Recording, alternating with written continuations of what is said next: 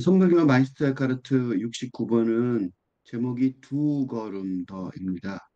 두 걸음 더는 그 화두 이 공안의 46칙, 모문관 46칙에 석성의 백척간도에서 한 걸음 더라는 말이 나와요. 이 한 걸음 더가 아니라 두 걸음 더다라는 얘기입니다. 문관 46칙은 석상의 백척간두라는 게 제목입니다. 어느 날 석상초원이 이렇게 말했다. 백척의 장대 끝에서 어떻게 한 걸음 더 나갈 것이다. 백척, 이게 이제 척이란 단어는 요새 안 쓰죠. 이게 원래는 우리나라, 이게 고유의, 척이란 단어는 고유의 한국, 동양식, 중국식 그 단인데, 예를 들면 척은 30cm예요. 그래서 삼척이 세 개가 1m 하면 한 세 개, 삼척 정도 되죠. 그 몇 척 장수 이런 말 옛날에 많이 들을 거예요. 그게 이제 이거에 말하는 거예요. 응? 그러니까 예를 들면 몇 척 장수, 7척 장수 그럼 210m죠. 210cm면 2m가 넘는 거죠. 그죠? 척. 그러니까 이게 이제 지금 미터법으로, 이 척한법으로 옛날에 중국식으로 하다가 이거 미터법으로 바꿔서 영국에서는 아직도 그 저 미터법 안 쓰고 다른 식으로 쓰죠. 마일, 1마일 1.6km인데 걔네들은 마일을 쓰잖아요. 1마일 이렇게 쓰잖아요. 그래서 이제 미터법 아닌 법을 쓰는 데가 영국도 지만 마일 그렇게 쓰는 것처럼 킬로미터 안 쓰죠. 그래서 1마일 그러면 마일이라는 단어 많이 들어봤죠. 그 영어로 한 책에 많이 나오는데 그 1.6km인데 1마일 이렇게 쓰잖아요. 그죠? 그런 식으로 중국에서는 척이라는 단어 길이를 쓸 때 30cm 정도 되는 거를 30.3cm 정도 되는 거 백척가투는 100이니까 30m, 30m죠. 30m 꼭대기라는 게 되게 높죠. 그 공포심이 굉장히 가장 심한 그거 같아요. 그 꼭대기 끝에, 장대 끝에 사람이 서 있어요. 그 장대, 우리는 10m만 되는 장대 높이 하는 그 서커스 같은 데 보면 10m가 뭐야? 한 5m만 되는 것만 해도 우리는 막 오금이절이죠. 근데 이제 30m 위에 꼭대기 장대 끝에서 어떻게 한 걸음 더 나아갈 것인가? 이게 화두의 전부예요. 요게. 여기까지가 화두예요. 요게 화두고 밑에는 설명이 붙은 거예요. 나중에 지나서. 그러니까,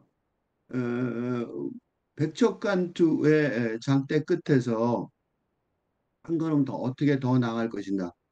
그러니까 어, 이게 지금 이 화두라는 것이 이 화두 공안인데 이 화두 우리가 맨날 화두라고 그러고 공안이라고 하는데 화두가 음, 한자로 쓰면 이거죠. 이야기의 머리, 그지? 이야기의 말머리, 이야기의 말머리란 뜻인데 이게 뭐냐면 지금 이런 식으로 그, 이 불교의 진리를 깨닫는데 부처님이 전해준 불교의 진리죠. 그 불교의 진리를 깨닫게 하는데 그거를 말을 하는데 백척의 30m 꼭대기 장대 끝에서 있단 말이에요. 가만히 있는 것도 무서워 죽겠는데 거기서 한 걸음 더 나가면 어떻게 돼? 허공이죠. 그 진짜 숨길 수 없는 허공이잖아요. 어떻게 더 나아갈 것인가가 문제죠. 그러니까 한 걸음 더 나가라는 거잖아요. 그러니까 어떻게 돼요? 저절로 생각이 머리가 복잡해지죠. 그러니까 이렇게 복잡해지는 거를 이걸 또 다른 말로 뭐라고 하냐면 공안이라고 그러네. 공안. 공안이라는 소리 쓰는데 공안이 뭐냐면 요거에 공무에 의한 문안이에요. 공안. 그러니까 공론에 의해 정의는 안건이에요. 공론에 의해 정해진 안건. 그러니까 이게 지금 이 하는 화도 공안이라는 말이 뭐냐면 이 불교계에서의 기본 교과서란 뜻이죠. 그죠? 기본 지침이란 뜻이에요. 어? 선불교의 기본 지침인데 이 기본 지침을 만든 이유가 뭐냐면 이게 그 1조, 2조 해가가 달마대사한테 처음 갔을 때는 이런 화두가 없었어요. 처음에는. 그 선불교가 언제 생겼냐면 선불교의 이 화두 공안이 맨 처음에는 첫째는 이게 1단계일 때는 순수한 시절이었어요. 순수한 시절. 그래서 이게 예를 들면 가장 대표적인 게 달마대사. 달마대사가 인도의 달마대사가 중국에 건너와서 이 선불교의 진리를 전했잖아요. 중국에. 그게 이제 근데 문제가 이제 인도가 없어지는 바람에 이제 이 중국 불교만 남았고 그 중국 불교도 또 약해지는 바람에 사실은 한국 불교나 이 한국 불교, 일본 불교도 남았어야 되는데 일본 불교는 약간 어, 후촉화돼 버렸죠. 저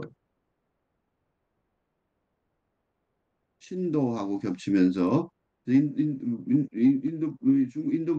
불교가 중국에 서양에 많이 전달이 됐는데 안 되고 그래서 지금 남아있는 선불교가 남아있는 데가 중국, 한국, 일본, 그다음에 티베트 뭐 이 정도예요. 그죠? 이 정도인데 중국은 이제 최근에 그 공산당이 완전히 억압을 하는 바람에 없어져서 지금 이제 재건 중이고 일본은 신도하고 바뀌었고 이 티베트는 달라이라마가 있는 거. 그 달라이라마가 유명한 거예요. 응? 달라이라마가 근데 여기는 이제 조그만 나라고 망명 정부죠. 그리고 다 중국화 됐잖아요. 그러니까 결국은 이 선불교의 핵심이 지금은 한국에 의존할 수밖에 없는 역사적으로 현재. 그래서 지금 우리가 이게 이런 일원화가 되게 중요한데 선불교가 되게 중요한 시절이 됐는데 한국이 되게 중요한 상황이 돼 있어요. 한국 불교계가. 근데 어쨌든 간에 이 선불교의 처음에 그 진리가 전달될 때는 인도의 달마대사가 서쪽에서 동쪽으로 가서 중국에서 전달을 했는데 이걸 보고 일조라 그러죠. 일조. 첫 번째 조상이니까. 조는 조상이란 뜻이에요. 조상. 첫 번째 일조, 첫 번째 조상. 조상님이에요. 그죠? 첫 번째 조상님이에요. 근데 이조 해가가 이조 해가가 이제 이어받은 거잖아요. 이 불립 문자의 진리를 불립 문자의 진리이기 때문에 음, 불립 문자의 진리를 전달하는 거기 때문에 이걸 갖다가 제대로 전달할 수 없으니까 전등이라고 그래요. 그러니까 전등 빛을 전달하는 거죠. 전등이라고 그래요. 이게 그죠? 스승하고 제자한테 이렇게 직접 전달하는 수밖에 없어요. 그 방법이 아직 없으니까. 음. 그래서 그런 식으로 전달해 온 게 지금까지예요. 근데 내가 지금 이걸 완전히 뒤집어 엎으려고 지금 작정을 하고 딴짓을 하고 있는 말로 설명하고 있잖아요. 어쨌든 간에 처음엔 어떻게 됐냐면요. 일조회가가 기다려요. 달마대사한테 내가 그 진리를 받겠다고 소문이 났으니까 이제 왜냐하면 왜 소문이 났냐면 일조가 그 왕한테 가갖고 왕이 나는 그 절도 많이 짓고 그랬으니까 내가 굉장히 천국 가겠네요. 어째로 이런 식으로 질문한 거야. 그랬더니 일조가 당신 아무것도 안 한 거랑 마찬가지다. 그렇게 핀잔을 줬어요. 왕한테. 그때 옛날에 왕한테 핀잔 준다는 거는 목숨을 걸어야 되는 거죠. 그러니까 옛날엔 진짜 왕 마음대로잖아요. 근데 왕한테 핀잔을 줬단 말이죠. 근데 왕이 안 죽이고 보냈는데 그 왕이 마지막에 죽고 난 다음에 비석에다 새겼어요.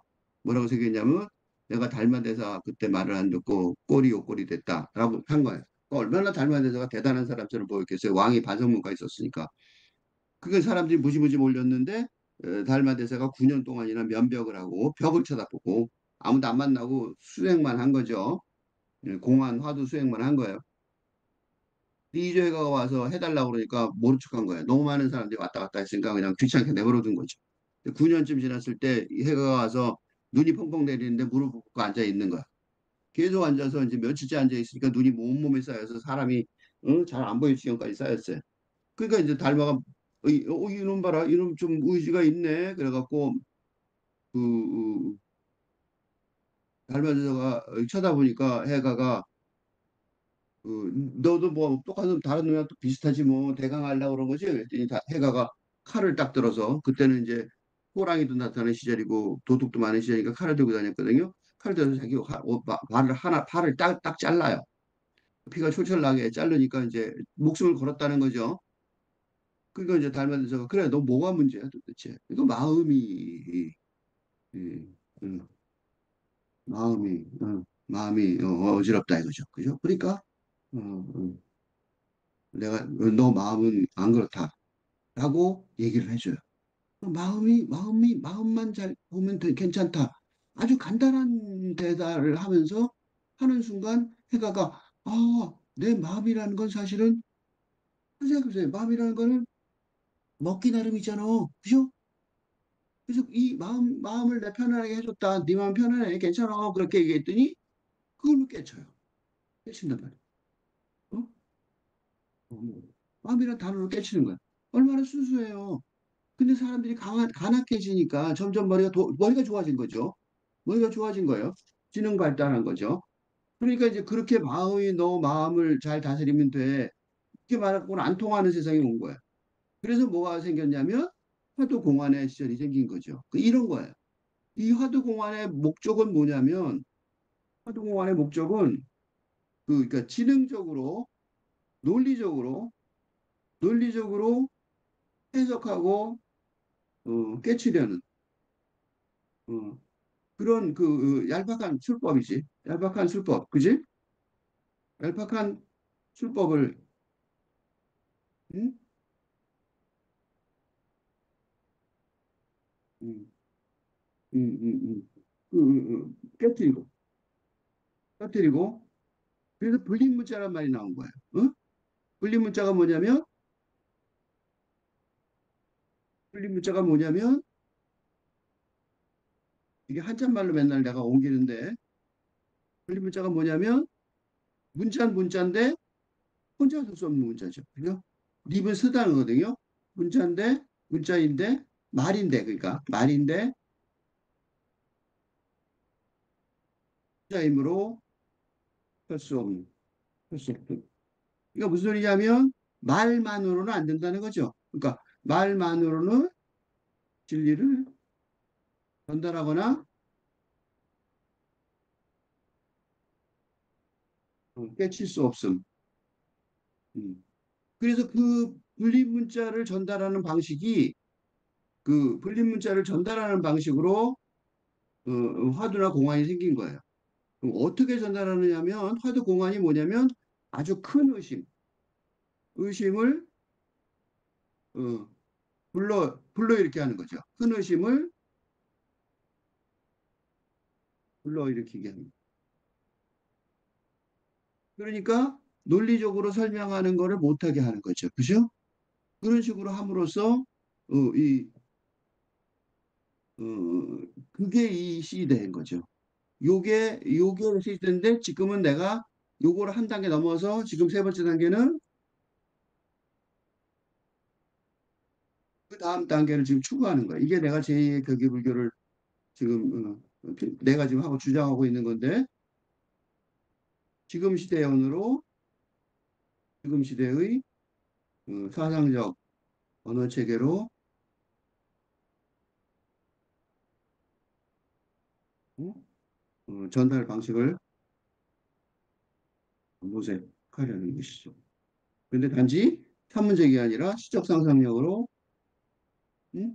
분리문자의 전통을 포기하지 않고 않는 길을 찾아보려는 것이죠.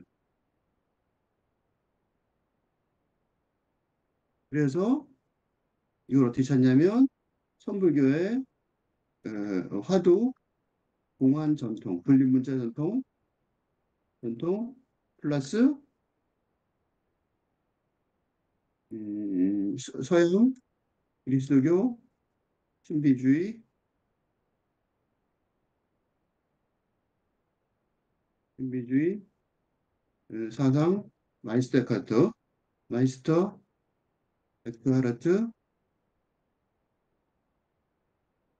사상을 합쳐서 그죠? 그래서 만들어내려고. 그래서 지금 설명을 이렇게 쭉 하고 있는 거죠. 그러니까 우리도 지금 우리는 이 말 왜 그러냐면 이거 보세요. 내가 왜 이렇게 길게 설명했냐면 우리는 이 공안이 있죠. 백척 장대 끝에서 어떻게 한 걸음 더 나아갈 것인가 라는 말문이 막히게 하는 그죠? 큰 의심이 들게 하는 그죠? 그런 질문 앞에서 우리는 어떻게 하냐면 상상력을 발휘하려고 노력하잖아요. 그죠? 지금. 그래서 그거를 통해서 그런 자연스러운 지금 현대인들의 그런 자세를 통해서 이 길을 개척해 보려고 그러는 거예요. 다시 불교를 사상을 회복하고 해보려고 그러는 거예요.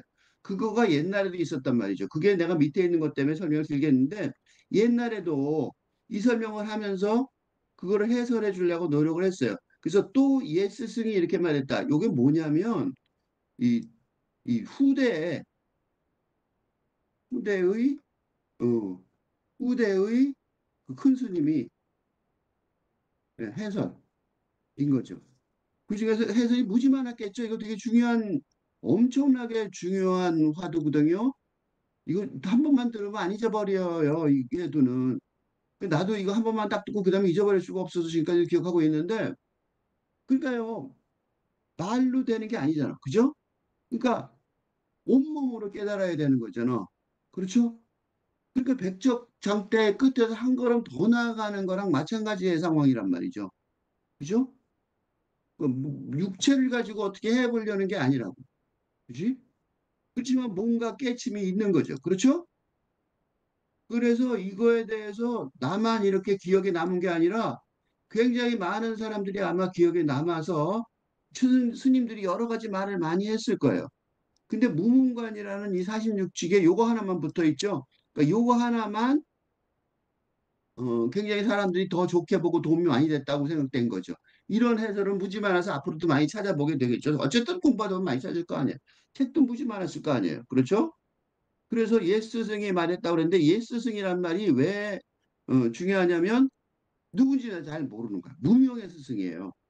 그러니까 이런 큰 스님이어도 굳이 나서지 않은 스님들 굉장히 많아요. 그러니까 보통 우리가 알고 있는 스님들은 누구냐면 한 유파를 만든 조상님쯤 되는 사람들은 알아요. 조주 스님 이런 사람들 우리가 알죠. 그 임재 스님, 그죠? 그 임재 스님이 임재종이라고 그러잖아. 임재종파란 말이죠. 그게 우리나라 한국 불교 조계종의 종파란 말이죠. 그 한국의 불교 전체의 아버지 비슷하단 말이에요. 현대 불교에. 그러니까 그런 사람들은 이름이 남아 있어요. 그것도 이름이 아니라 호죠. 임재란 이름 붙은 스님들 많았다고. 그중에 유명한 스님 중에 한 명이 그분이었다는 거죠. 근데 그 이름 없이 이렇게 없어진 분 많아요. 어쨌든 그분의 해석이 있어요. 어떻게 해석이 되어 있냐면 백척의 장대 끝에 앉은 사람. 그러니까 아직 걸어 나간 거 아니에요. 장대 끝에 앉은 사람을 가르쳐 깨달음의 경지에 들었다고 할 수 있을지 모르나 아직 부족하다. 그러니까 우리가 깨침을 가잖아요. 밑에 밑에 쓸게요. 여기다가 이 단어가요. 깨달음이라는 단어가 있고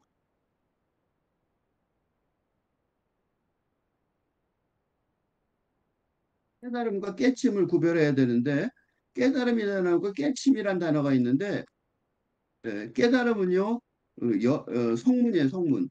성문이 뭐냐면 한자말로 이거 여러 번 들었는데 목소리를 불법의 설법을 듣고 사체의 이치를 깨달아 아라한이 된 불제자. 이게 무슨 소리냐면 듣고 하게 된 거예요. 지식으로. 지식으로 듣고 어, 진리를 알게 된. 응? 진리를 알게 된 상태를 말해요. 이거 뭐냐면 하근기. 그지? 처음에 불교에 입문한 다음에 하근기예요. 그러니까 아 이렇구나 하고 그게 깨달음이에요. 그러니까 이 깨달음이라는 거는 이것도 어려운 상태예요, 사실. 이것도 되게 어려운 상태예요. 왜냐하면 이걸 뭐라고 말할 수 있냐면 어, 어, 십자가에 성령한 그러니까 그리스도교 십자가에 성령한의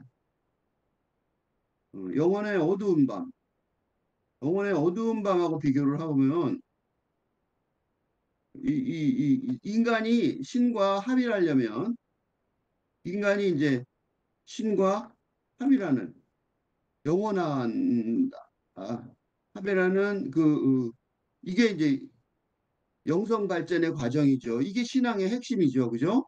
핵심하는 과정을 설명한 건데 그 과정 중에 첫 번째 과정이 이 두 단계로 나누는데 1단계가 육체를 벗어나는 거예요.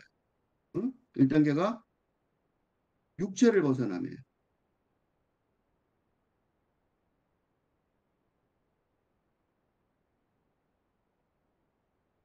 육체를 벗어나면 죽는 거죠. 근데 보통은 육체를 벗어나서 영이 되면 육체를 벗어나면 뭐가 돼요? 영이 되죠. 응? 영혼이 육체 속에 있던 영혼이 영이 되는 거예요. 이걸로 끝나는 게 아니라 2단계는 나 영혼이 자아의 자아의 상태를 벗어나는 거죠. 그러니까 1단계도 어렵지만 2단계는 훨씬 더 어렵겠죠. 이 1단계는 죽는 거지만 2단계는 자아의 상태. 이게 이제 요게 말하자면 영을 벗은다 그래서 요거를 죽음이 되겠지만 이건 자발적인 죽음이죠. 그러니까 자발적인 그러니까 보통 사람들이 다 죽으면 1단계를 될 거예요. 그래서 다 영이 되겠죠. 자발적인 죽음이고 이게 죽음이라기보다는 그러니까 어, 살아있 살아있을 때 있으면서의 죽음이죠.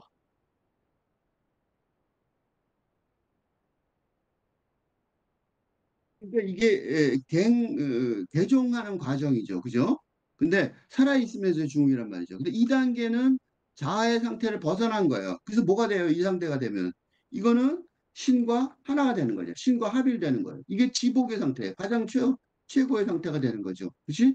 그러니까 이렇게 두 개 단계가 있을 수 있는데 그럼 성문은 뭐 같아요? 성문은 그리고 요 1단계란 말이죠. 어떻게 보면 십자가의 성료 안에 십자가 성료 안에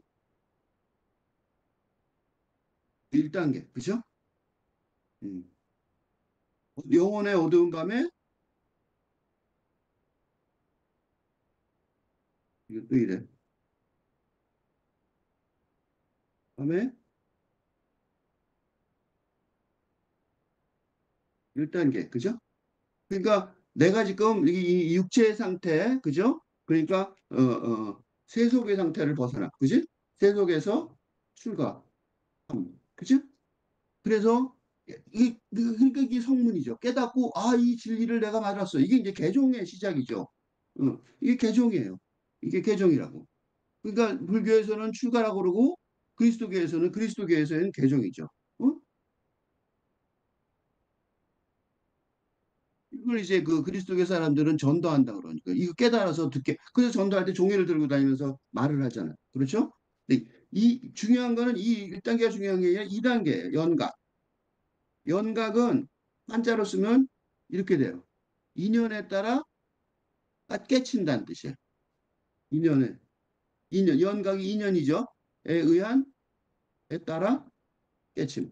그러니까 깨치는 방법은 여러 가지가 있는데 깨침이라는 거는 뭐가 되냐면 누구나 부처가 될 수 있는 누구나 부처. 그지? 될 수 있음을 알게 되는 거죠. 그래서 나도 부처가 되는 거죠. 그러니까 뭐가 돼요? 신이 됨이죠. 그러니까 이거는 불교에서 신이 되고 기독교에서는 신과 함께함. 그렇죠? 불교에서는 내가 신이 되고 내가 깨달아 나가는 것이고 그리스도교에서는 신을 따라가는 거고 신의 복종하는 방식으로 설명을 하니까 신과 함께함이 되는 거란 말이죠. 그죠? 그러니까 요 단계가 바로 어떻게 보면 그 영혼의 어두운 밤에 2단계라고 할 수 있는 거죠. 그렇죠? 2단계로 갈 수 있어요. 그죠?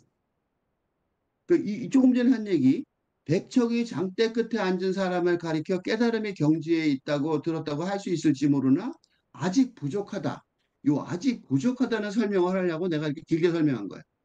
그러니까 이 백척의 장대 끝에 앉아 있는 사람이 누구냐면 야, 내가 이렇게 백척의 장대 끝에 앉아 있구나 라는 걸 깨달은 사람이죠. 그치? 여기잖아요, 여기. 깨달아. 그죠? 요거예요. 백척의 장대 끝에 앉아 있는 사람. 그치? 백대 끝에, 딴대 끝에 앉아 있으면 어떻게 돼 있어요? 뭐, 시간만 남으면 죽겠죠. 까딱하면 죽겠죠. 그치? 까딱하면 죽는다는 사실을 아는 거죠. 나는 살아있지만 사실은 까딱하면 죽어버릴 사람이야. 라는 걸 알게 된 거죠. 그게 백척의 장대 끝에 앉아 있는 사람이에요. 그 사람도 뭔가 알게 된 거잖아. 그죠? 모르는 건 아니죠. 그래서 깨달음의 경지에 들었다고 할 수 있어요. 그런데 그건 뭐야? 아직 부족하다는 거죠.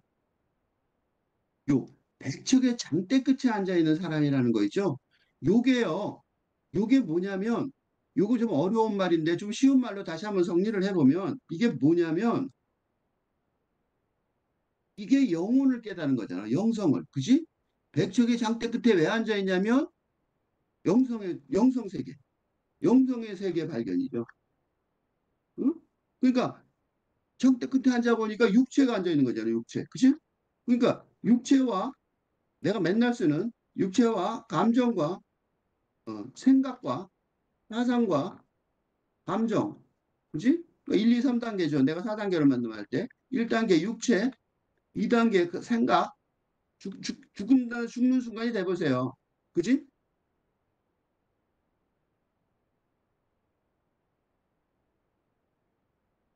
그다음에 3단계 감정.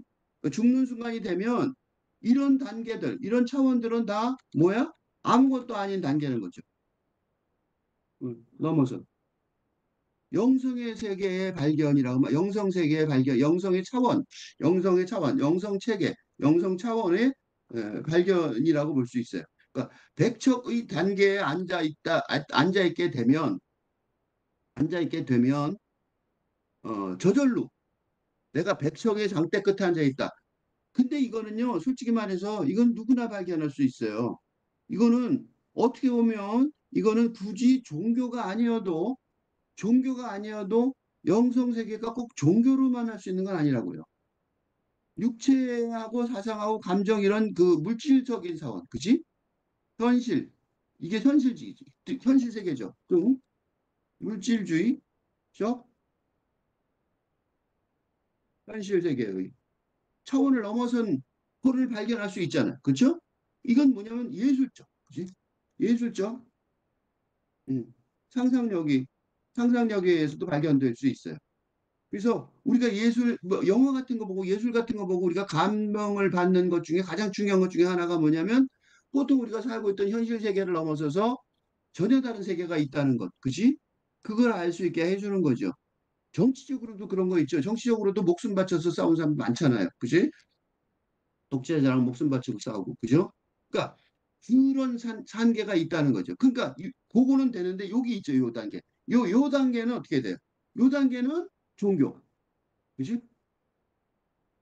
적 상상력. 그지? 요 2단계는 아니라.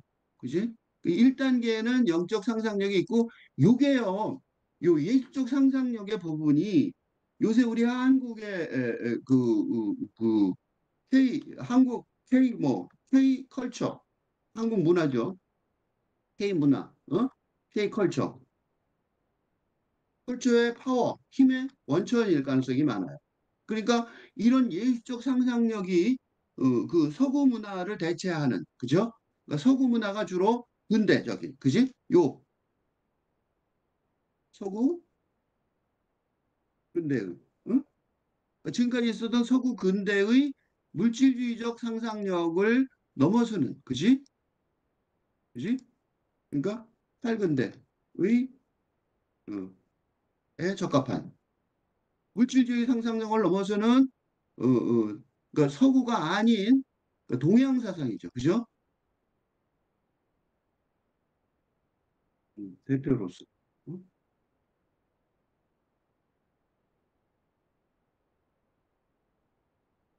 그래서 내가 이 설명을 하는 가장 중요한 이유 중에 하나가 뭐냐면 한국이 막 여기저기서 막 그 굉장히 지금 세계적으로 알려지고 있지만 그 알려지는 것이 한강의 그 소설 최근에 나온 그 저 노벨상도 이거의 원천이고 BTS의 노래도 이거의 원천이라고 보여져요. 그러니까 한국 문화가 지금 현재 동양 사상의 대표가 돼 있지만 지금 이런 이론적인 틀이 없다면 지금 이론적인 틀이 없고 그다음에 여기서 요 단계로 넘어서는 힘이 없다면 다른 문화 동양에 우리만 있는 건 아니죠. 물론 중국이나 일본도 있죠. 티베트도 있고 그죠? 티베트가 달라이라마는 이미 영향을 크게 미치고 있었잖아요. 그 달라이마가 터는 길을 우리가 간 거예요. 근데 이제 이런 이론화가 되지 않으면 이 지금 현재 우리가 누리고 있는 어떤 힘들이 다른 동양 사상의 길에 저 대표자들에 의해서 그 추월될 가능성이 높다. 그런 식으로 생각해 보면 지금 이런 공부는 되게 중요하단 말이죠. 요 얘기. 백척의 장대 끝에 앉은 사람을 가리켜 깨라미 형제에 들어짜고 있을지는 모르나 아직 부족하다라고 말했지만 이거 어마어마한 경지인 거예요. 이거 어마어마한 경지란 말이죠. 내가 이 어마어마한 경지를 한강의 소설로 하나 한강 소설 하나를 분석해서 보여드리려고 그러는데, 그럼 그 전에 내 시를 하나 읽어드리려고 그래. 내가 그 내시의 메젠티우스의 고문이라는 시가 있어요. 음. 이 시가 아내 문학이라는 내 시집에 나왔던 건데, 또 토치 오브 메덴티우스라고 내가 번역을 해서 이게 아이와 리뷰 이게 약간 세계적인 영문 잡지인데 여기에 2002년도에 실렸었어요. 그러니까 내가 영시를 한 두 개쯤 발표했는데 그 중에 한 편이 이때 발표한 거죠. 그때 이때 실린 거죠. 이게 이 외국 서양 사람들한테도 알려진 이 아이와 리뷰는 중요한 책인데 유명한 책인데 그래서 한국 시를 읽어보겠습니다. 왜 이게 감동을 줬냐? 공감을 받아서 실리게 됐냐면 바로 이런 거죠. 이런 이거 이 예술적 상상력의 원천을 설명하고 있다는 거예요. 음, 한번 그래서 구체적으로 얼마나 그 자체도 얼마나 어려운 걸 보여드릴게요. 그리스의 포큰 메젠티우스는 고문의 방법으로 이거 실화예요. 산자와 죽은 자를 묶었습니다. 손과 손 그리고 얼굴과 얼굴을 꺽쇠로 고정시켰습니다. 시체가 썩으면서 피가 나와 엉기고 악취를 풍기면서 더럽고 끈적끈적한 물질이 질척질척 스며나옵니다. 끔찍한 포옹 속에서 천천히 죽어가는 고문입니다. 버질의 설명입니다. 이건 내 글이 아니라 버질이라는 여기 인용한 거죠. 아네이드라는 버질의 책에 나오는 부분. 중요한 거는 여기서부터 내 글이죠. 시어머니는 메젠티우스의 고문입니다. 내가 이걸 읽고 공감을 한 거는 시의 어머니이기 때문에 술을 먹지 않으면 밤에 잠을 이루지 못합니다. 눈을 감을 수 없습니다. 밤새도록 책을 읽습니다. 편안하게 눈을 감을 수 없기 때문입니다. 눈을 감으면 메젠티우스의 고문을 만나기 때문입니다. 눈을 감으면 나의 죽음에 입맞춥니다. 죽음의 손과 나의 손이 꺽쇠로 고정되고 죽음의 얼굴과 나의 얼굴이 완벽하게 만납니다. 눈을 감으면 잠을 자려고 눈을 감으면 죽음이 질문합니다. 죽음이 악취를 풍기기 시작합니다. 피가 나와 엉기기 시작합니다. 잠의 나인지 죽음의 나인지 구별할 수 없습니다. 더럽고 끈적끈적한 물질이 질척질척 스며 나옵니다. 천천히 죽어갑니다. 시를 생각하기 시작합니다. 메젠티우스의 고문을 견디는 방법이기 때문입니다. 그, 그러니까 백척의 장대 끝에 앉은 사람의 얘기죠. 응? 백척의 장대 끝에 앉아 있는 사람 얘기. 그 사람도 뭔가 깨달음이 있다고. 그 영성의 세계로 들어가는 출발점에 쓴 거죠. 그러니까 시를 쓸 수 있게 된 거예요. 예술의 힘을 알게 된 거죠. 예술에 의존하게 된 거 어쩔 수 없이 그럴 수밖에 없다는 걸 알게 된 거예요. 그러니까 깨달음의 경지에 들었다고 할 수 있을지 할 수 있겠죠. 단 그걸로 부족하다는 게 문제인 거죠. 어떻게 부족하냐? 백척간도에서 백척간도에서 그러니까 그 백척간도란 말은 뭐냐면 그 한자가 있는데 다시 좀 더 보면 백자나 된 높은 장대 위에 올라섰다는 거야. 그죠? 두는 머리잖아. 그죠? 꼭대기 몹시 위태로운 지경을 말하는 거죠. 그죠? 백척간두에서 모름지기 한 걸음 더 나아가야 어떻게 돼? 몸을 던지는 거죠. 자살해란 소리죠. 막 뭐가 다르냐고, 그죠? 근데 그래야만 몸을 완전히 버려서 몸만 버리는 게 아니죠. 이 순간에 모두 버려요. 몸만 버리는 게 아니라 상상으로 몸만 버리는 게 아니라 나도 버리는 거죠. 나도 없어져야 되는 거죠. 그 죽으란 소리는 아니에요. 오해하지 마세요. 이게 자살 권유의 노래가 아니에요. 정반대의 노래예요. 자살하고 그러니까 불교를 허무주의라고 보는데 허무주의 불교의 오해 사례인데 응? 그죠? 헌금 돌아가서 몸 죽으려면 자살하는 거 아니야. 그치? 그러니까 허무주의 불교의 오해 사례란 말이죠. 근데 사실은 뭐예요? 사실은 사실은 극단적인 음, 낙관주의. 음? 인간이 신이 될 수 있다는 그렇죠. 될 수 있다는 진리의 표현이라는 이게 문제는 거죠. 예? 그 깨침이 왜 중요하냐면 죽은 다음에 깨치는 게 아니야. 깨침의 깨침의 어, 진리, 이 벌어지는 거. 어?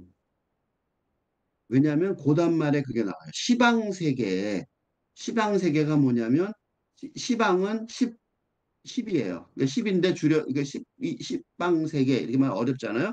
그 시방세계예요. 시방은 동서남북 그다음에 동서남북 네 개죠. 그다음에 그 사이까지 또 있죠.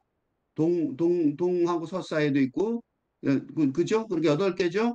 그럼 10이 어떻게 되냐면 위하고 아래. 지금 십방세계죠. 그러니까 온세계죠. 동서남북이 있는데 그 사이 또 가로질러서 십자가로 또 가로질러 보면 여덟 개가 있는데 위아래까지 따지면 온세계를 말하죠. 그죠? 나투다가 뭐냐면 깨달음이나 믿음을 주기 위해 사람들에게 나타난다는 소리예요. 예수님이 세상에 나타나신 거랑 같은 거죠. 그럼 뭐라고 써 있냐면 곧인말이 중요해요. 그래서 근데 죽으란 소리가 아니라는 게요. 온몸을 나툴 것이다. 온몸이 없어지지 않았죠? 몸이 여기 있잖아. 온몸. 그죠? 없어지지 않았단 말이죠. 나투어가 뭐예요? 나타날 것이라는 거죠. 그러니까 엄청난 긍정적인 거죠. 그러니까 하늘을 날아다니는 그지? 백제땅굴에서 한 발짝 더 나갔어요. 그랬더니 샥 날아간 거야. 그죠?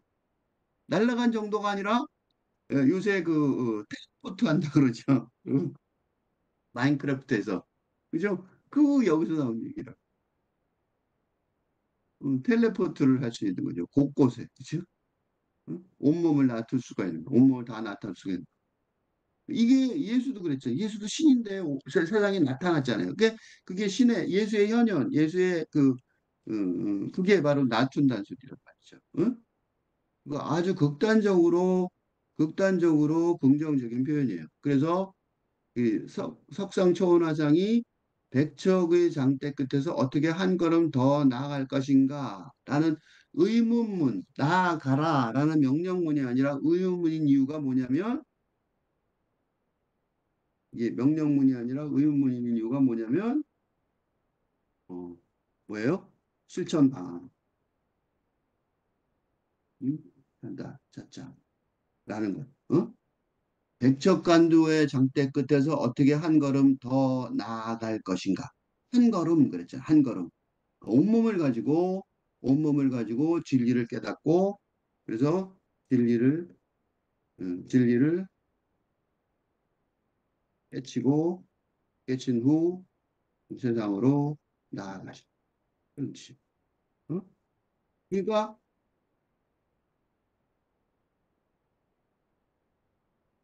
진리를 깨치고 이게 기계가 이상해요. 진리를 깨치고 온몸으로 세상으로 참 그래서 큰 스님들은 이게 이제 진짜 신이죠. 진짜 종교의 힘이죠. 그죠? 그러니까 혼자 깨닫고 마는 게 아니라 한 걸음 더 나아가서 죽어버리는 게 아니라 깨치고 한 걸음 더 나가서 아, 내가 진리가 이렇게 해서 세상을 살아가는구나. 그래서 여기서 한 걸음이라는 단어도 괜히 쓴 게 아니에요. 한 걸음. 걸어간 거잖아, 공주 중에. 그렇죠? 장 끝에 끝에서 한 걸음 걸어갔잖아. 그렇죠? 온몸을 가지고, 그렇지? 진리 깨치고 온몸을 가지고 없애는 게 아니야. 그죠? 한 걸음 더 나갈 것인가. 그지? 이게 이제 내가 지금 나름대로 해석한 문문관 제 46직 석상의 백적간두의 설명인데 그 불린 문자 이 말 아닌 말로 하는 상근기를 어, 그 깨달음의 경지에 들었다고 할 수 있는 이유는 한마디 깨달음이란 말은 이제 한마디만 해도 잘못하면 삐끗하니까 틀리면 큰일 나죠. 말을. 그러니까 지금 나도 지금 이렇게 막 많이 말을 하는데 굉장히 위험한 짓 하고 있는 거예요. 한마디 말 틀리면 백적간주 끝에 앉아서 실수하는 거잖아. 그죠? 그러니까 이게 깨달음의 경지, 그다음에 더 나가서 깨침의 경지. 말하는 쪽에서는 깨달음이죠. 그래서 깨달음이라고 썼는데 깨침의 경지까지 갈 수 있는 거죠. 그러니까 이 사람은 상근기는 깨침의 경지까지 간 사람이죠. 이거를 이 상근기의 깨침의 경지를 이게 생략됐는데 이게 지금 여기서 한 걸음 더 나간다고 그랬잖아요. 한 걸음 더 나아가서 그러니까 이게 뭐냐면 다시 설명하면 백적잔대의 끝이 깨달음인데 깨달음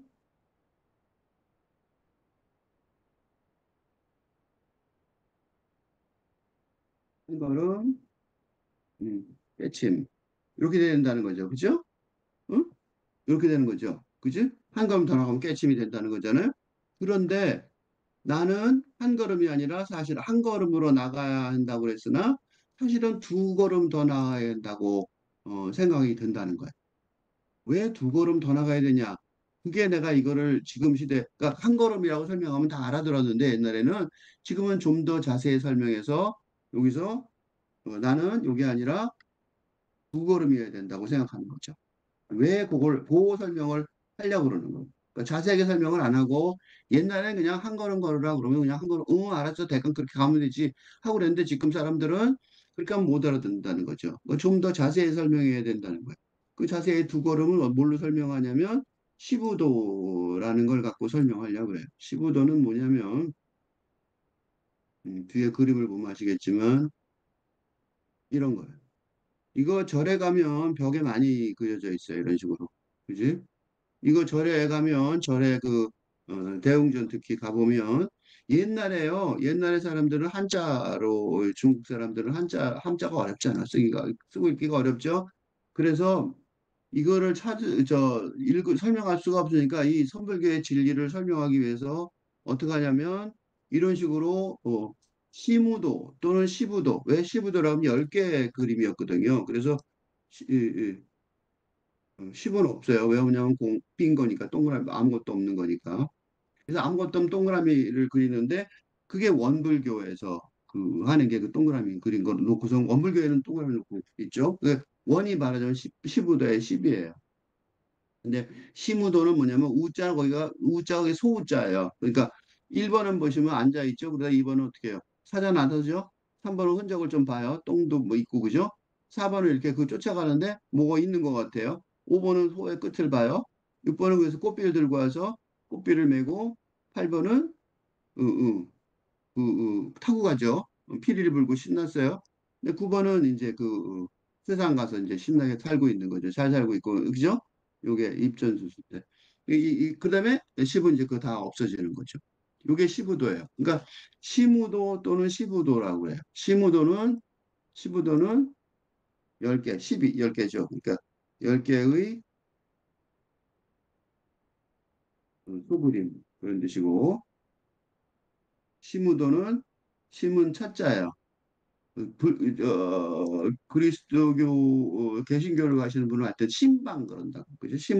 심은 방을 찾는 거죠. 그래서 소를 찾는 저 신자들 찾아갈 때 신방이라고 해요. 소가 진리의 깨침 뭐 그런 건데 그걸 찾는 거를 시무도라고 그러기도 하고 그다음에 10개의 그림으로 했으니까 시부도라고 그런단 말이죠. 대강 설명을 하자면 이건 사람들한테 선을 수행해서 자기 본심을 찾아 깨달음에 이르는 순서를 사람들이 잘 모를 때 그러니까 10단계로 나타내 준데 이게 이제 문자 어, 한문 문자의 무제한 대중을 위한 어, 대웅전 주변의 그림 그림. 이게 우리만 있는 게 아니라 저기도 있어요. 카톨릭 그 그리스도교에도 있단 말이죠. 뭐냐면 그 카톨릭에서도 저게 많아요. 성인들이 많죠. 성인들이 많아요. 이 스토리가 되게 많아요. 그리고 걔네들 카톨릭들은 뭐 하냐면 저거 하라고 그러죠. 그 순례하라고 그러죠. 순례. 돌아다니면서 이제 그런 걸 말로 듣고 옛날에 문자가 이 라틴어 그죠? 카톨릭은 라틴어처럼, 응? 응, 카톨릭의 라틴어처럼 음, 소수만 알고 있는, 응? 그죠? 그래서 지배계층이 거짓말을 잘 몰랐잖아요, 그죠? 그래서 카톨릭이 나중에 타락할 때 면죄부를 줬잖아요. 종에다가 뭐 면죄 이렇게 쓰면 그게 무슨 글자인지 모르니까 그걸로 천국 갈 줄 알고, 그죠? 그렇단 말이죠. 그래서 시무도 시부도가 이제 절에 가보면 많이 볼 수 있어요. 네. 맨 처음에가 뭐냐면 소를 찾는 이 본심이라는 거는 나의 마음이죠. 여기 써 있죠. 본심. 그지? 그 본심이 뭐냐면 다시 말하면 저거죠. 본마음, 본마음인데 본마음은 뭐냐면 누구나 불성을 갖고 있으니 불서의 성품이죠. 성품을 갖고 있으니 부처가 될 수 있다. 음, 그러니까 뭐가 되냐면 본 마음을 찾으면 부처가 되는 거잖아. 그러니까 그 본심을 찾으면 되잖아. 그렇죠? 알게 되면 되잖아요. 찾는 건 알게 되는 거죠. 그러니까 이 본 마음을 찾을 수 있는 거를 하면 되니까 그것만 하면 된다. 그리고 문자는 몰라도 되는 거죠. 육조 해능이 부엌대기로 글자 몰랐었잖아요. 그러니까 그거를 이제 이렇게 10개의 단계로 해준 거예요. 어? 어. 그다음에 대강 짐작이 되죠. 소로 하니까 되게 쉽죠. 그죠?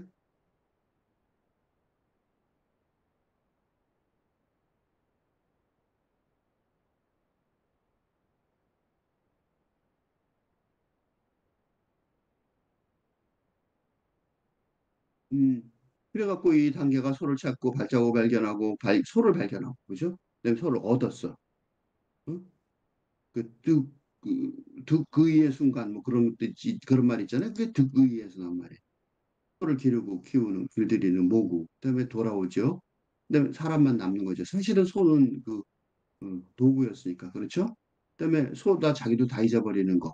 그다음에 사실은 뭐냐 맨 마지막으로 그런 거 다 종교 다 필요 없는 거죠. 그런 틀 필요 없이 마지막으로 돌아가고 그다음에 세속에 살아가는 요 부분 요 세속에 살아가는 요 단계가 깨침의 단계라고 보통 말하는 것보다 여기 보세요.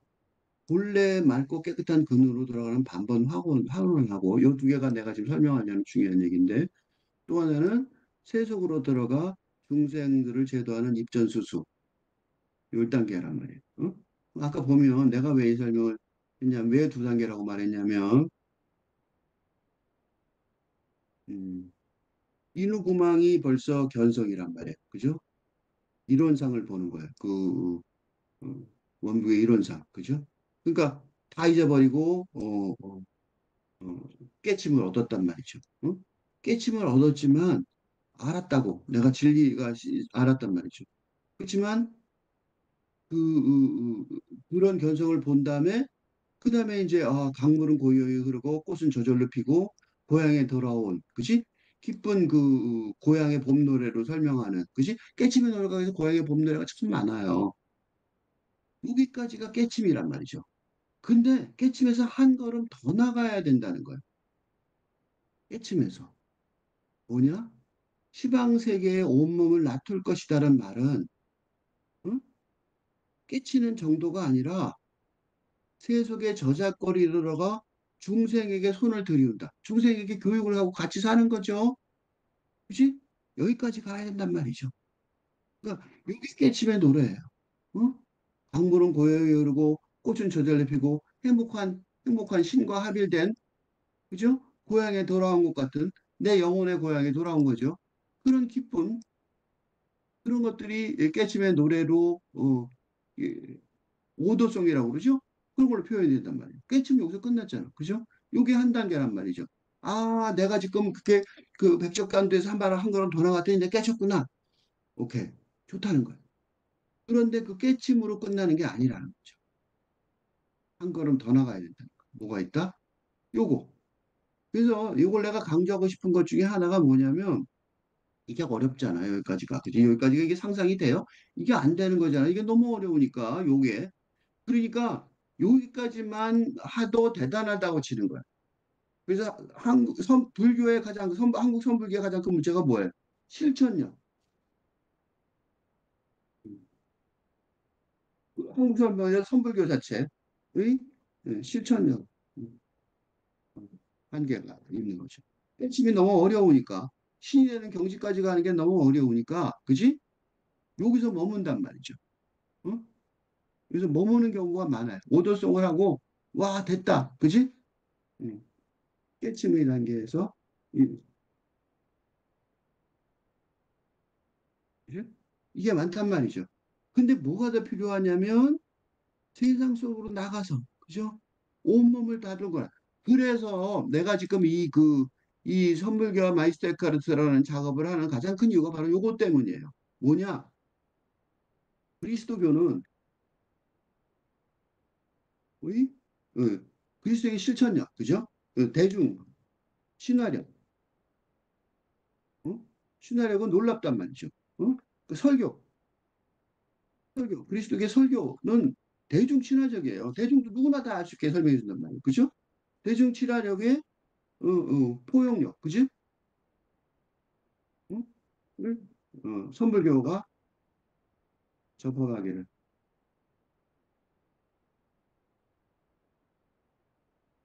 하는 기회가 되게. 응?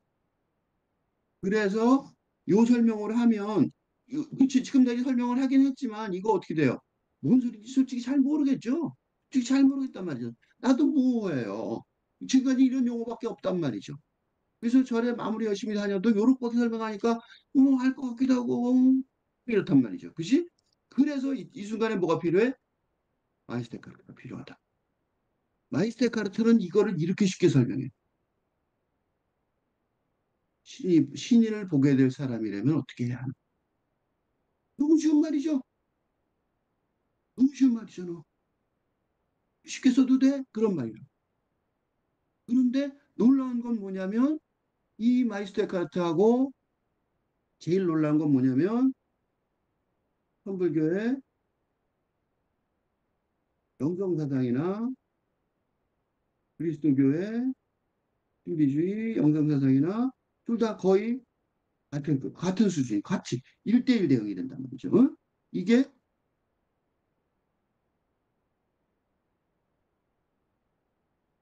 신비주의 영성사상의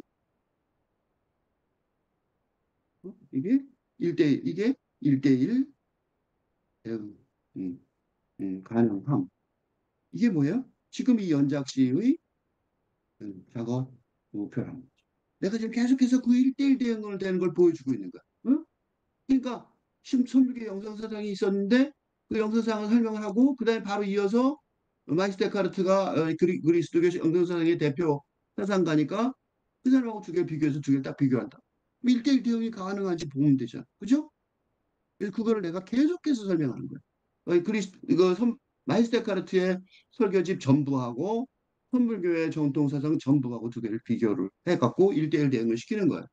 나 말고 다른 식으로도 1대1 대응할지 모르겠지만 내가 그 사례를 하나 다 확실하게 전체를 다 보여드리려고 그러는 거죠. 그래서 서로 도움이 된다는 거예요. 응? 보게 될 사람이라면 그리스도교 쪽에서는 무슨 도움이 되냐? 그리스도교는 너무 대중적이 되는 바람에 타락했다 그러죠. 그지?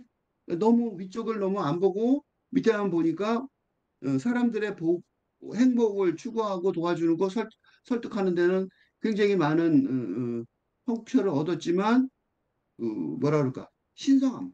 그지? 영성의 그 신성함. 어, 요새 영성이 잘 안 해요, 교회 가면. 그죠? 영성의 신성함하고 좀 거리가 멀어졌단 말이죠. 근데 불교는 그런 걸 너무 많이 하잖아. 그러니까 두 개가 서로 합쳐지면 서로 연결되면 서로의 종교를 없애라는 소리가 아니에요. 떠나라는 소리가 아니라 서로 큰 도움을 받을 수 있을 거라고 생각이 든다는 거죠. 그리고 그게 한국 같은 이런 한국에서 벌어지면 제일 좋은 역사적 위치에 있다라는 생각이 든단 말이죠. 이게 지금 하고 있는 거예요. 그러니까 신을 보게 될 사람이라면 어떻게 해야 되나?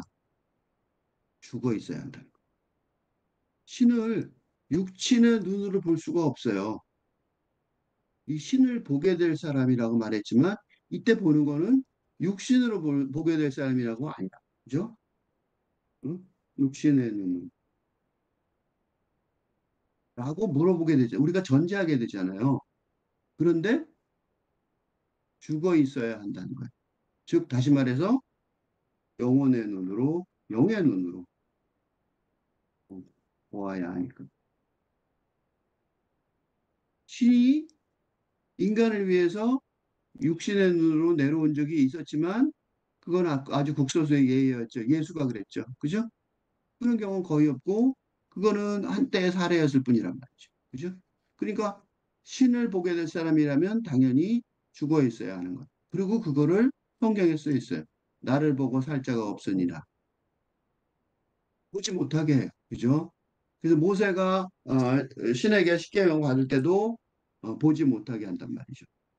이거 영화 같은데 이런 무슨 영화 같은데 많이 나오는 장면이죠. 비슷한 장면 많이 나오죠. 이때 죽어 있는 자는 세상에 죽어 있는 자라고 그레고리가 말한다. 그레고리는 교황 중에 한 분이죠. 그러니까 죽어 있는 자는 세상에 죽어 있는 자라. 설명이 너무 쉽죠. 왜냐하면 죽은 사람이 어떤지 생각해 보라는 거야. 죽은 사람은 어때요?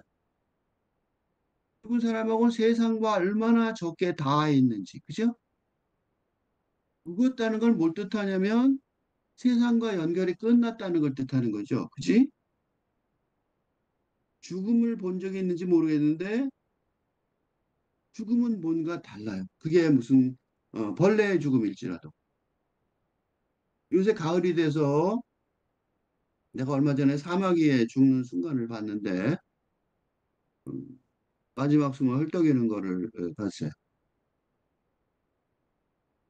죽은 사람을 죽어가려는 병자들을 위문을 한번 가보시면 느낄 텐데 본인은 모르지만 죽음이 와 있다는 걸 알 수 있어요.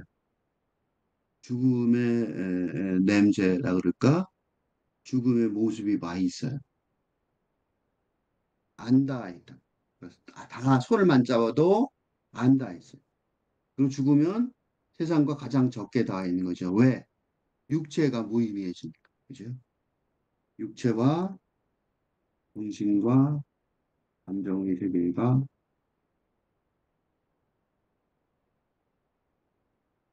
끝나고 영성의 세계만 남으니까. 영성의 세계는 사실은 안 믿는 사람도 많죠. 영혼을 안 믿는 사람 많잖아요. 그지? 그러니까 육체 속에 있던 영혼이, 그러니까 이 영성의 세계 때문에 영혼이라는 개념을 갖게 돼요. 왜냐하면 영혼, 그지? 육체 속에 영혼이 영이 되는. 그러니까 이 영성의 세계를 믿지 않는 사람들은 영혼도 안 믿죠. 그죠? 근데 영혼을 안 믿으면 그럼 그 하면 뭐라고 그러냐면 끝나면 끝나는 거지 뭐 더가 있다고 그래. 그렇게밖에 말할 수가 없어요. 왜냐하면 세상과 끝이니까. 그렇죠? 음? 그래서 영혼의 세계를 말하는 사람들은 이 말을 믿어요. 세상에 죽었다면 신에 죽지 않았다. 이게 기준이에요. 세상에 죽었다면 신에 죽지 않았다. 이게 무슨 기준이냐면 살아서도 살아서도 서로 신과 만나는 유일한 길은 그지? 어? 영혼의 어두운 밤의 설, 설명에서처럼 영혼의 어두운 밤에 그, 그, 그 육체의 길도 벗어나고 그죠? 자기도 벗어나는 그 길이라고 아까 설명했잖아요. 그러니까 이 죽음의 얘기가 사실은 죽음의 얘기가 아니라 설명이 참 좋죠. 편하고 좋죠. 세상에 죽으면 된다. 그럼 신에게는 안 죽은 거예요. 신에게 안 죽은 게 아니라 신에게 만날 수 있는 기회가 되는 거죠. 그래서 어거스틴이 그리스도교에서 되게 중요하죠. 가톨릭에서 핵심 인물이죠. 다양한 기도문으로 기도하는데 뭐라 그러냐? 주여, 당신과 나를 알게 하소서. 당신과 나를 알게 하소서. 이게 어마어마한 말인 거죠. 그러니까 그죠? 왜 어마어마한 말이에요? 육체와 정신과 감정의 세계와 관계가 없는 거지.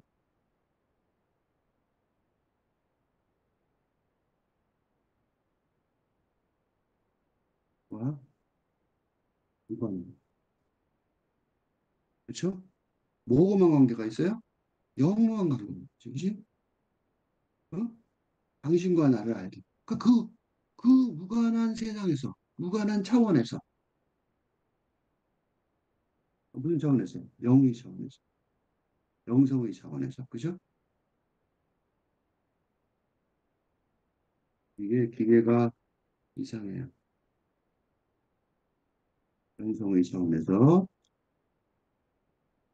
그러니까 주여 당신과 나를 알게 허락하소서. 이게 기도문이 되는 이유가 있어요. 그러니까 기도는 뭐냐면 바로 이것 때문에 하는 거예요. 왜 기도를 해야 되냐면 주여를 왜 불러야 되냐면 왜 허락하소서를 불러야 되냐면 이거는 인간의 세상에 상황이 아니니까. 그치? 그래서 이거는 어, 은총의 차원, 은혜의 차원에서만 할 수 있어요. 왜냐하면 인간의 세상과 무관한 어? 감정의 인간의 현실 세계와 무관한 그래서 기도를 하는 거예요. 기도를 한다고 그저 교회 다니신 분들은 기도를 한다 그러죠. 저 그리스도교를 천주교나 그 기도라는 것은 왜 해야 되냐면 그러니까 불린 문자랑 똑같은 거예요, 이게. 응? 불린 문자랑 똑같아요. 인간의 문자가 아니라, 그치? 인간의 문자가 아니란 말이죠. 응? 인간의 문자가 아니라 불린 문자라는 거죠. 그치? 그러니까 이 인간의 문자인 분리 문자, 그치? 인간의 분리 문자. 문자가 아닌, 응? 인간의 분리 문자가 아니란 말이죠. 응? 분리 문자의 기도문으로 해야 되는 거죠. 응? 그러니까 기도가 그래서 꼭 필요한 거예요. 그러니까 기도를 해야지 전달이 되는 거죠. 그러니까 기도는 말을 통하고 문자를 통하지만 사실은 말과 상관없는, 그지? 말과 혀우 끝한마디가 조금 있는 거죠. 그지? 그게 이제 불린 문자잖아. 그지? 혼자 말로는 쓸 수 없는 문자라는 거죠. 그래서 주여 자비를 베푸사 얼굴을 보여주고 그래서 자비란 말이 나오는 거예요. 자비. 신의 자비. 은총. 그지? 내가 죽을 수 있도록 허락하소서. 자살을 요구하는 게 아니에요. 그지? 그래서 뭐라고 썼냐면 그리고 내가 죽지 않을 수 있도록 이런 모순되는 말이 나와. 이게 불린 문자의 표현이에요. 이게 응? 이게 불린 문자라고. 불린 문자가 뭐냐면 바로 요거야. 내가 죽을 수 있도록 그리고 내가 죽지 않을 수 있도록. 내가 죽을 수 있도록은 영혼의 어두운 밤의 1단계죠.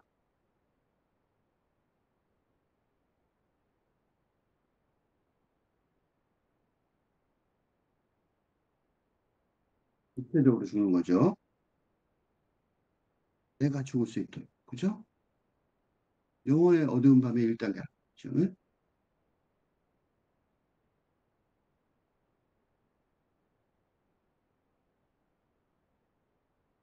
그리고 영혼의 어두운 밤의 2단계. 내가 죽지 않을 수 있도록. 내 죽음이 저 있다는 거지. 이거는 자아의 죽음은 자아가 죽음으로써 사실은 내가 영생을 진짜 나. 어? 이거를 그 서홍스님은 참나라고 보셨어요. 불교에서는 참나라고 불러요. 그지? 참나의 영생을 응? 죽지 않을 수 있도록. 그러면 어떻게 되냐면 그리하여 당신을 영원히 바라볼 수 있도록. 그렇죠? 그러니까 굉장히 중요한 얘기를 너무 정확하게 설명해 줬죠. 이게 첫 번째 요점이다. 뭐야? 신을 보려면 죽어야 한다. 영혼의 어두운 밤에 대한 아주 좋은 설명이죠. 그러니까 십자가의 성령화는 그 사람은 신비주의의 실천가라고 볼 수 있어요. 그래서 그 사람은 그런 식으로 짧게 설명을 했고 영혼의 어두운 밤 책은 짧아요. 근데 이 마이스터 에카르트는 신부님이었어요. 그러니까 이분이 이분은 말하자면 이렇게 길게 설교로 계속해서 평소에 설교를 해줬단 말이죠. 죽음에는 두 개의 단계가 있다는 거죠. 죽음에는 두 개의 단계. 그러니까 이 영혼을 모르는 사람은 한 개의 단계만 있겠죠. 그죠? 그러니까 영혼을 모르는 사람은 세상에서 죽어 있는 단계가 있을 수 있는데 세상에 죽었다면 신에게 죽지 않은 단계가 하나 더 있는 게 영혼을 믿는 단계. 파스칼이 그 신과의 내기 파스칼의 이론이 뭐냐면 내기로서의 신앙이 뭐냐면 신앙을 믿는 게 그러니까 이 파스칼이 이제 신앙을 왜 갖는 게 좋으냐 영성 세계에 대한 인식을 하는 게 왜 좋으냐라고 설명하면서 한 얘기인데 그게 뭐냐면 어쨌든 죽을 텐데 이 영성 세계를 믿으면 그지? 어, 영성 세계에 대한 신앙을 믿으면 응? 그러면 어쨌든 죽을 텐데 요기에 있다면 없다면 할 수 없지만 있다면 신에게 죽지 않은 단계로 갈 수 있다는 거죠. 그 네 개로서 유리하다고 라고 말하는 거예요. 파스칼의 네 개로서 신앙 세계.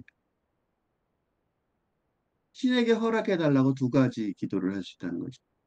하나는 당신의 얼굴 보고 죽을 수 있게. 그치? 그러니까 첫 번째는 죽어야 되는 거죠. 이걸 도움을 받아야 되는 거예요. 이거 너무 어렵죠. 그죠? 왜냐? 어떻게 그 백척당구 한번 생각해보세요. 거기서 어떻게 뛰어내려? 어떻게 걸어가? 뛰어내리면 죽는 거지만 자살이지만 걸어가는 거죠. 걸어갈 수 있는 거는 이거죠. 죽지 않을 수 있는. 다시 살아가서 세상 속에 살 수 있게 되기를. 그지? 그런 거잖아. 그지? 이거는 엄청난 거란 말이죠. 죽음을 대변하는 상근기는 대산하지만 그래서 내가 그 상근기하고 격외선을 구별을 하는데 그 단계 중에서 내가 그 불교의 단계 중에서 대중, 일반 대중이죠. 세속이라고 그러죠. 이거 보통 속세라고 하기도 하고 이게 이제 보통 사람들이죠. 거기서 하근기, 이건 출가한 사람이죠. 스님 된 거. 그다음에 중분기. 이 하근기는 목표가 뭐냐면 무아니까 무아, 아공무아가 이제 그게 아공무아의 중분기가 되죠. 그다음에 여기서 상분기가 돼. 법공, 그죠? 법공의 상분기가 된단 말이죠. 그러니까 여기서 이걸 좀 더 오늘 배운 걸로 정리하면 요게 깨달음이죠. 깨달음을 갖고 이제 출가를 하는 거예요. 그 다음에 상근기가 되면 깨침이 있단 말이죠. 그죠? 상근기가 되면 신이 될 수 있다는 사실을 깨닫고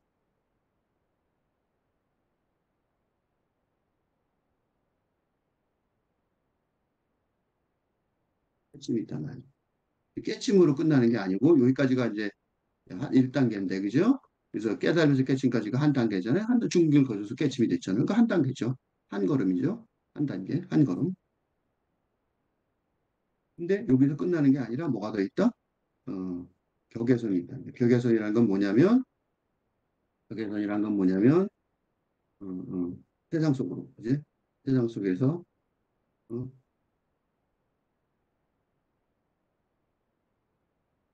그래서 내가 두 단계라. 그죠? 상기도 대단하죠. 왜냐하면 죽음을 대면해 죽음을 넘어가 버리는 단계니까 상기가 엄청나죠. 깨침이 단계고 이게 되면 뭐 이게 저 오도성을 부르고 난리가 나는 단계잖아요. 그렇지? 격예성은 뭐냐면 격에서는 이거야말로 이제 신선의 경지인데 이게 신선의 경지죠 사실은. 그죠? 네.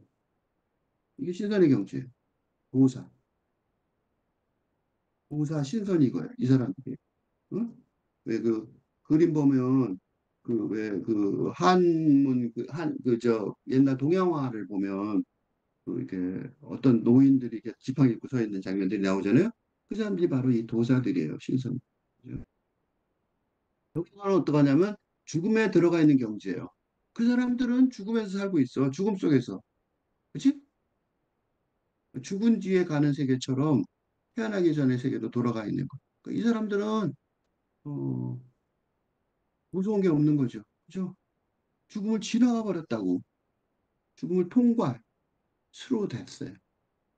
죽음을 통과해서 살아가고 있는 거예요. 이런 세계에서는 어때요? 죽음은 더 이상 두려움이 아니겠죠. 죽음 위력을 완전히 상실하겠죠. 그런 다음에도 아직 한 걸음이 남아 있어요. 그러니까 상극기가 돼서 죽음을 이기더라도 한 거리가 더 남아 있는데 그게 뭐냐면 아직 몸이 살아서.